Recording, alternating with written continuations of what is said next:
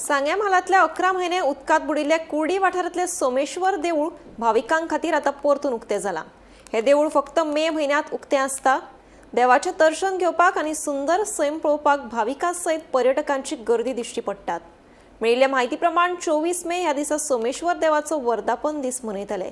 सकाळीं पुजा भजन उपरांत महाप्रसाद आसतलो। तशेंच 31 मे दिसा sacred heart of Jesus chapel feast मनयतले।